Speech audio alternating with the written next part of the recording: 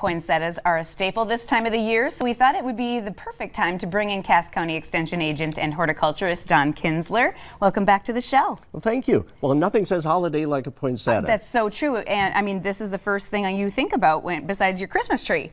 Yeah, and of course, when shopping for a poinsettia, a couple of things to look for.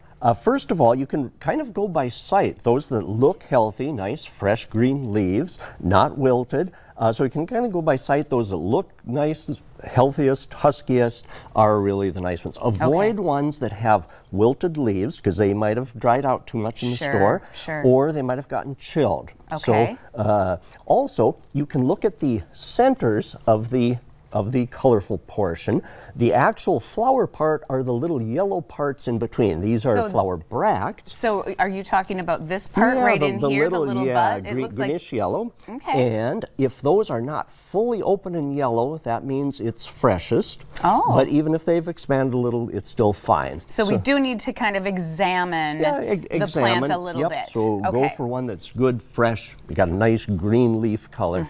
And the next point, very important to cover them when you're transporting. Okay. So between the store and your vehicle, always make sure they're covered. You know, nice plastic covering, because poinsettias are native to Mexico. They're a tropical plant. I was going to ask you, where do they come from? They will be chill injured at temperatures below about 55 degrees. Okay. So even today's nice, even on mild days, don't take them uncovered out to your vehicle. Even today. Always cover them. Always don't risk chilling them. Right. And then once you get them home, then gently unwrap.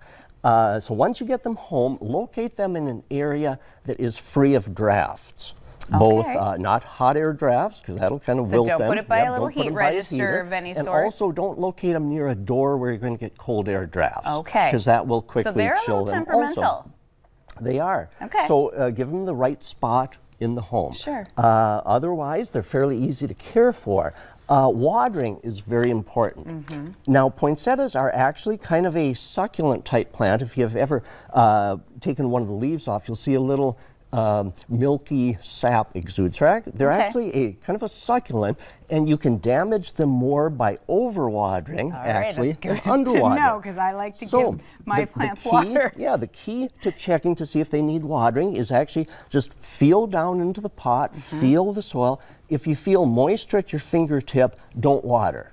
But if you don't feel moisture there, then it's probably time to water and give it enough. Now, most of the poinsettias, including these, are in a decorative basket. Most of these have like a plastic drainage container. Oh, sure. After you've watered, check that to make sure that water has not ponded up down in, because a poinsettia will quickly droop if it's too wet. So if there's a pond of water, make sure you dump that out and then put it back in. Also, some poinsettias are wrapped in foil. I've seen those. Exactly. Yes. That can also cause ponding of water, which will quickly cause a poinsettia to go downhill. So if it's wrapped in foil, cut a little hole in the bottom and then put it in a drainage saucer of some sort. To make sure. So we don't, you know, you feel that bag, you know, or that foil, and then sometimes you can feel a little bit like it's heavy at the bottom. There's a little bit of squishy. So important to get that water out of there, so put it in a drainage These are great dish. tips. I love this. Now, poinsettias will stay colorful easily well beyond Valentine's Day. And it's kind of fun to get them to rebloom for Christmas next year. Now, I always say people that enjoy gardening, it's fun to do it at least once, you know, during your lifetime. Just say you've done it. And yes, you keep growing them as a house plant. Give them good light. Let them dry out between waterings, but then water thoroughly. They like a summer vacation outdoors. Sure. So if you've got kind of a spot on the patio or deck, give them a summer vacation outdoors as a house plant, and then bring them indoors in the fall. The key to getting them to turn color is about the end of September. They need long, dark nights. They need a full 8 hours of dark sleep. So your in a closet, in a closet. Even. Now they need to go in at night, out during the day. The end of September. So about 8 hours of dark in a closet or cover with a box, and then they'll start coloring up again for Christmas. So the original color is not this vibrant red?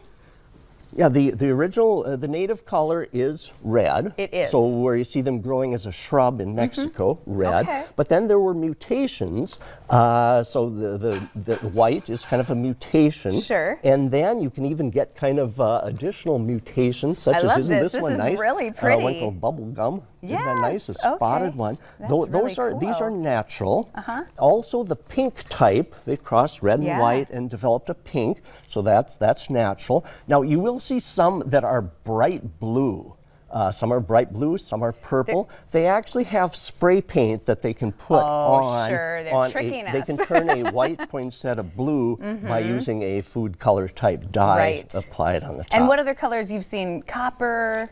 Yeah, some have sprinkly glitter put on, and copper colored, orange color, purple. Oh my goodness. goodness. The way I detected how they did some of these, I peeked underneath some of the white ones, and then I could see, and then I investigated. All right. And of course the red and white are still the most traditional and beautiful. And they so with a little care, and probably the number one thing to keep them lasting longest is watching the watering. Okay. Water when it's dry, when you don't feel the moisture, but don't overwater. Keeping them soggy and cool, too cold, will quickly cause them to go downhill. All right, awesome. We'll get a manual from you.